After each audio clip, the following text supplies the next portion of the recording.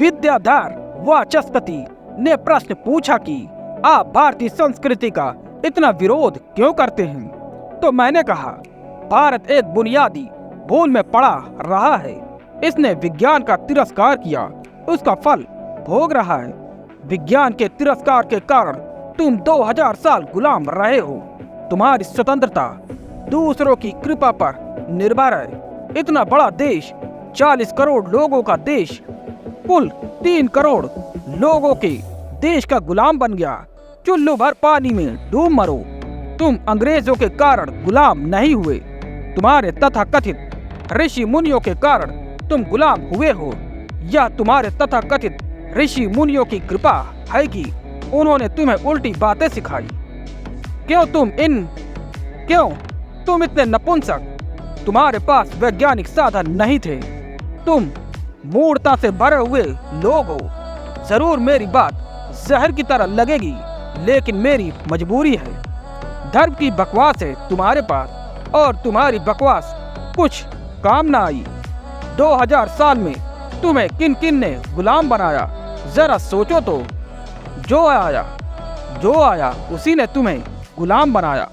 ऊढ़ आए, तुर्क आए, मुगल आए, पुर्तगाली आए, फ्रेंच आए, जो भी आया उसने तुम्हें गुलाम बनाया। तुम तो जैसे गुलाम बनने को तैयारी बैठे थे। एल्बर्ट आइंस्टाइन यहाँ पैदा होते तो बैठे होते किसी हिमालय की गुफा में, जप रहे होते राम राम।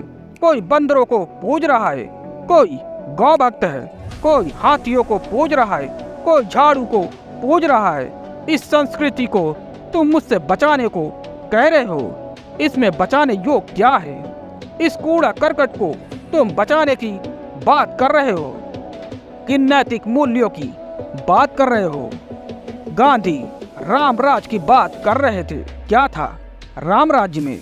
तुम्हारे पांडव एक स्त्री को पांचों ने बांट लिया था। एक स्त्री के 5 पति बन बैठे थे। उस स्त्री को वैश्या बना दिया। युधिष्ठिर को धर्मराज कहा जाता है। महान नैतिक रहे होंगे। नैतिकता तुम देखते हो। जुआरी भी ऐसे कि सब धन हार गए तो स्त्री को दांव पर लगा दिया। कौन सी नैतिकता थी तुम्हारे देश में? इससे ज्यादा अनैतिक देश दुनिया में कभी नहीं रहा। तुमने बौद्ध भिक्षुओं के साथ क्या किया? तुमने बौद्ध भिक्षुओं के साथ क्या किया? कड़ाहों में जलाया है तुमने। कौन से नैतिक मूल्य हैं तुम्हारे जिनका मैं सम्मान करूं?